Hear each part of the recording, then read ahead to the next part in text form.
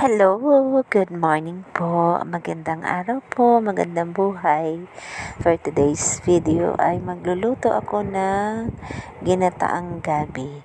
So ito yung gabing ito ay dito po sa garden ni Ate Gemma. So sariwa po siya. Sinubukan ko lang pong lutuin kung ito ba ay hindi makati. So actually guys, ang result po ay masarap siya, hindi siya makati.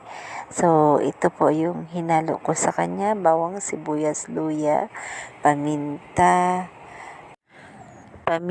asin at kunting magic sarap.